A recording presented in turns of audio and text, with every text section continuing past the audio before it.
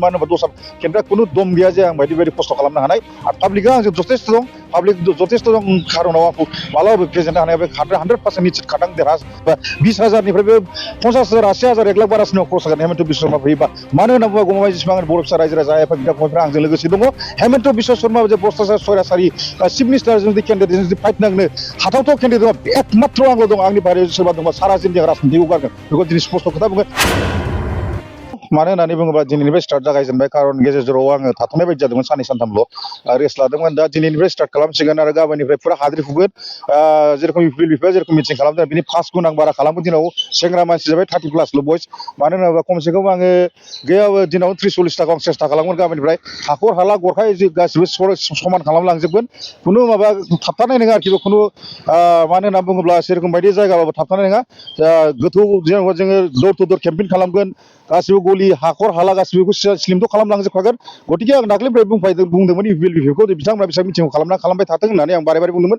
दिनैनि खेत्रआव बुंदों मानो होनोबा पाब्लिकआ आंखौ मोजां मोनो बिनि थाखायनो नुनो मोनो पाब्लिक रिलेशनशिप पार्टिनिफ्राय अर्थात आंनि माबाया जाहैबाय सिनारिया जाहैबाय माबा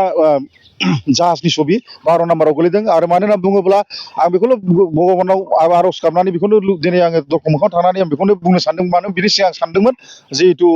फैबाय थानाय दिनाव जे जाहाजनि छबिखौनो आं लाफिनगोन गमामायैनो बेखौ 2019 बेनो खामोन आंना इजि प्रसेस थांबाय बिनि उनाव जाहैबाय सेकेन्ड टाइमाव आङो लुबैदोंमोन लास्टआव थाथों लास्टआव थाबाय दा गतिके आं फैबाय थानाय दिनाव सानो 2024 नि बिसय खुदिया क'क्राझारनि खेत्रआव गोबांनि साखाफारा गोबां जनगोष्ठीजों आंजों लोगोसे लेंहर लोगोसे गोबां आगोलाव मिटिं खालाम 65टा आं अलरेडि मिटिं खालामनानै सेरेस लादों साननै सानथाम खारन दिनै एसे खम खालामो गाबोननिफ्राय खिन्थु स्टार्ट जागोन काउन्टडाउना जेसेबांखि आंबो सेस्था खालामगासिनो दङ आरो बे खुनु निश्चित खुनु पार्टि इउपिएल बिफाखौ फेक्टरा नङा जायखि खाम्फायानो जा मानो बिएमनिफ्राय जायखि जयन्तआनो जा मानो जिखुनु कंग्रेसनिफ्राय इत्यादि एफपिया मानो क'क्राझारनि खेत्रआव एकमात्र बेखौल' बुंगासिनो दं केन्डिडेटखौ मोजां नांगौ बे खेत्रआव दिनै पाब्लिकनि सयसनि नोजोराव आं जानानै दङ सासे मानो होनोबा बिसोर 10 बोसोराव जे हिरा सुरा लुथिनानै जाजाबाय मोनसेल' खोथा बुंदों फैबाय थानाय दिनाव जे एबारनि खेत्रआव जों जेरैखि जाया मोजां एमपि केन्डिडेट नांगौ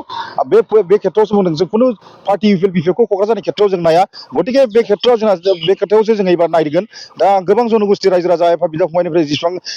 लैहोर फैनानै जे आंजों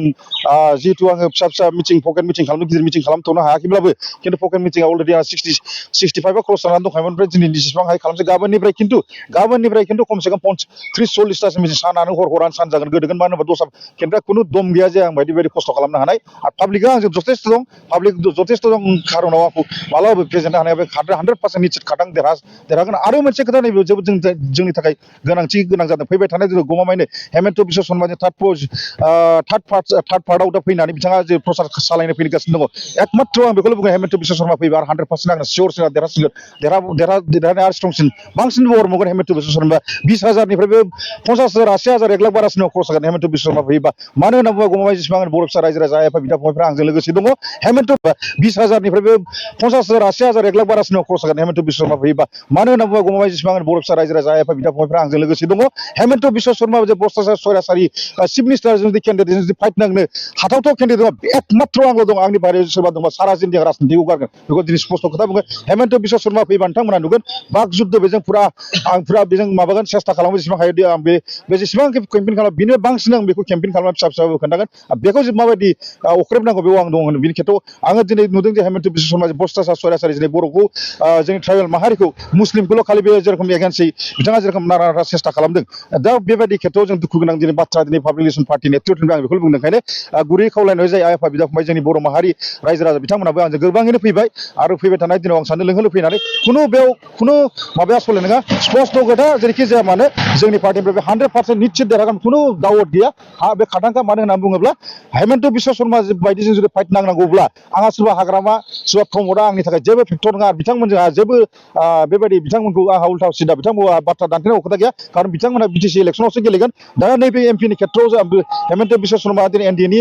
एलायन्स जाना बिथाङा जे प्रसार जुदि खालामोब्ला जे बिथां फैयोब्ला 100% सियरआ स्ट्रंसिन जागोन खारन गमामायैनो बिथांजों जुदि फाइट खालामनो हाथावथाव जुदि केन्डिडेट एकमात्र आंल' दङ आं एसेखिनियाव बुंना फोजोबबाय एप्रक्सलि 1 लाखनि एबाब जागोन आरोखि मानो होनोबा क'क्राझारनि खेथ्रआव एटलिस्ट बुंगासिनो दङ जों एबार खुनु पार्टिखौ नाया जों खुनु पार्टिखौ नाया बे खेथ्रआव जोङो जि गोदान पार्टि अथ'बा जों मोजां केन्डिडेटखौसो नायनानै बुंगोन बे होगोन आरो बे खोथाखौ बारे बारे बुंदों दा बेथ' जोबोद दुखु गोनां बाथ्रा मानो होनना बुङोब्ला बेखौ आङो सिगाङावनो बुंदोंमोन डिसिजन क'क्राझारनि खेथ्रआव आंहा एसे बेयाव गाज्रि मोनजालायनाय खोथा फैबावदों मानो होननानै बुङोब्ला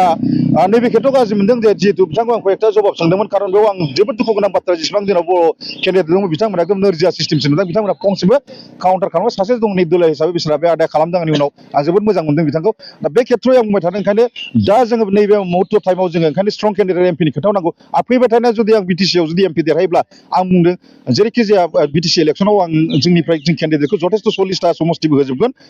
जोंनि पार्टिनि नेतृत्वआव आरो खान्थां 100% बे समावबो जोंना गैयाबो 20 25टा देरहागोन दा नैबे मुहुर्त टाइमाव आं बुंदों जे गोबां आइ आफा रायजो राजा बिदा फंबायखौ आं फंसेल' खावलायगोन फैबाय थानाय दिनाव जुदि हेमन्त बिश्व शर्माजों बा बिजेपिनि एगेन्स्टै हेंथायै जुदि फाइट खालामनांगौ केन्डिडेट दङब्ला आं बेखौल' फंसेल' खोथा बुंगोन बे जाहैबाय आंनि बारै खुनु केन्डिडेट गैया आरो जुदि सोरबा दं होननानै ओंखारबा आं सारा जोंनि राजनितिखौ गारगोन साख्रि नागिरग्रा सुबुंफोरनि थाखाय गोजोनथाव खौरां गिबि खेबनि थाखाय आरबि मेथमेटिक्स सेन्टारा बाक्सानि सदर मसलपुराव गासै कम्पिटिटिभ एग्जामनि थाखाय गोदानै कचिं सेन्टार बेखेवनो थांगासिनो दं जायफोर सुबुंफ्रा गोजान जायगायाव थांनानै कम्पिटिटिभ एग्जामनि थाखाय कचिं लानो हायाखैमोन बिथांमोना बे बारनिफ्राय बे कचिंनि खाबुखौ आरबि मेथमेटिक्स सेन्टारनि जोहै मसलपुराव मोननो हासिगोन बे कचिं सेन्टाराव बिथांमोना direct requirement third and forth grade railway SSC army GD Agniveer bank police आरो टेट आनजादफोराव जिरायनो हानाय बायदि रोंगौथि गोनां फोरोंगिरिजों फोरोंथाय होनाय जागोन बे कचिं सेन्टारनि सोमोन्दै आबुङै मिथिनो थाखाय 9101 450 597 6900 5847 14 आरो 9365 1322 जानबुं अनजिमायाव खौरां लानो हागोन